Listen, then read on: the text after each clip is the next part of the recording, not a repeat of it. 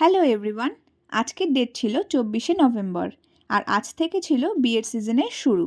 আমারও ছিল আজকে 3টে পার্টি মেকআপ ওয়ার্ক, দুটো ছিল একই লোকেশনে, যেটা আমার বাড়ি থেকে খুব কাছেই ছিল আর পরেরটা ছিল একটু দূর, মধ্যমগ্রাম রবার ফ্যাক্টরির ওখানে। যারা মধ্যমগ্রাম বা বারাসাত থাকো তারা হয়তো চিনবে লোকেশনটা। যাই হোক, পৌঁছে গেছি আমার ফার্স্ট লোকেশনে। ফার্স্টে যে দিদি আজকে সাজবে সে করবে সাউথ ইন্ডিয়ান লুক। তো এই যে সেই দিদির বিফোর লুক, হেয়ারস্টাইলটা আগেই করে নিয়েছিলাম।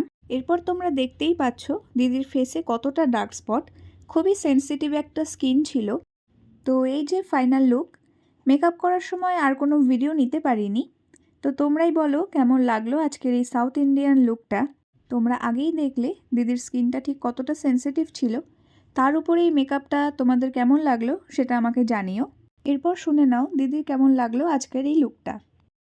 বলো কেমন লাগলো? খুব ভালো লেগেছে।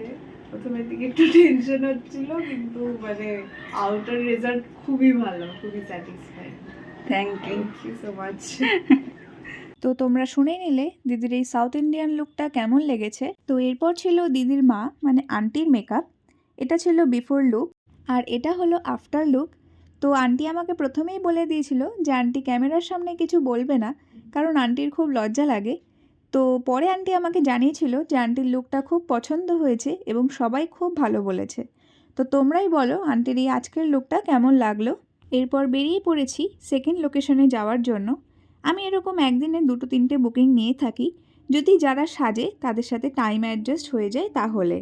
তো পৌঁছে গেছি আমার সেকেন্ড লোকেশনে আর এটা ছিল দিদির বিফোর লুক আর এটা হলো আফটার লুক।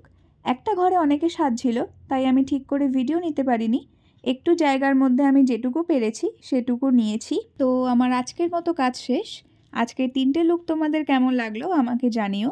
তোমরাও যদি তোমাদের স্পেশাল ডেতে আমাকে বুক করতে চাও, নিচে দেওয়া নাম্বারে কন্ট্যাক্ট করো।